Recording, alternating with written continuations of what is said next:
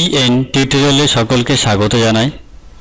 আজকের বিষয় preparing slide presentation.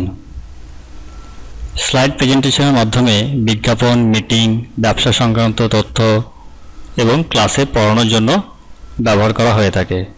এর জন্য আমরা লিব্রিঅফিস ইমপ্রেস নামক একটি ওপেন সোর্স অ্যাপ্লিকেশন সফটওয়্যার ব্যবহার করব। সফটওয়্যারটি চালু করার জন্য প্রথমে অ্যাপ্লিকেশন অপশনে ক্লিক করতে হবে, তারপর অফিস, সেখান থেকে লিব্রিঅফিস ইমপ্রেস।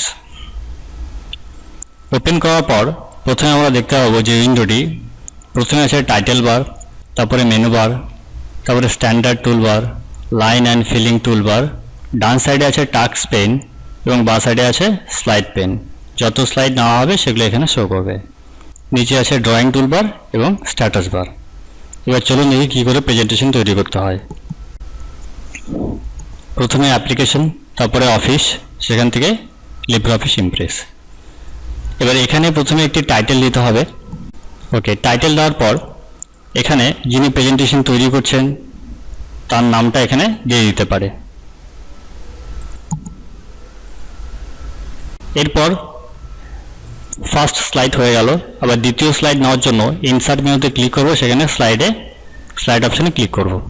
করার পর এখানে একটি টাইটেল দিতে হবে। ওকে, লেখার পরে এবার নিচে চারটা অপশান দেখতে পাচ্ছি। এখানে ইনসার্ট টেবিল, তারপরে insert chart, insert picture, insert movie, এগুলো ইনসার্ট করা যেতে পারে। টেবিল ইনসার্ট করার জন্য এখানে ক্লিক করলে টেবিল চলে আসবে। এবার রো কলাম নিয়ে ওকে করলে চলে আসবে। তারপর এখানে চার্ট আছে, যদি পিকচার ইনসার্ট করতে চাই ক্লিক করলে পিকচার চলে আসবে। কেউ যদি এগুলো না করতে চায় তাহলে এখানে টেক্সট লেখার জন্য এখানে ক্লিক করলে করে টেক্সট লিখতে পারে, যেমন ওকে। লেখার পরে এই স্লাইডগুলো ডিজাইন করতে পারে। ডিজাইন করার জন্য কি করতে হবে, স্লাইড ট্রানজিশন করা যেতে পারে।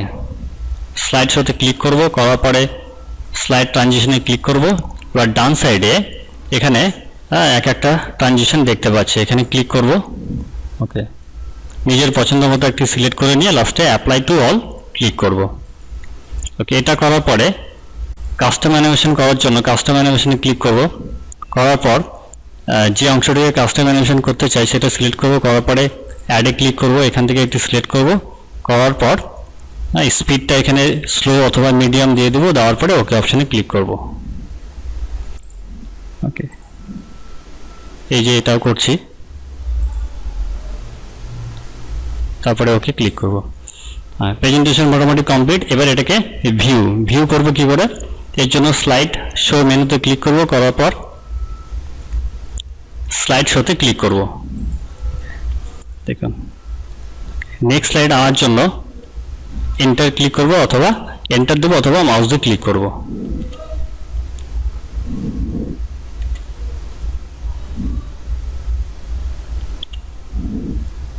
Presentation complete. এবার প্রেজেন্টেশনটাকে সেভ করে দিন, তাহলে আপনার প্রেজেন্টেশন তৈরি হয়ে গেল। আশা করি এই ভিডিওটি আপনাদের প্রেজেন্টেশন তৈরি করতে অনেকটা হেল্প করবে। আর এই ভিডিওটি যদি আপনাদের ভালো লেগে থাকে তাহলে অবশ্যই লাইক করবেন, শেয়ার করবেন এবং কমেন্ট করবেন। ধন্যবাদ।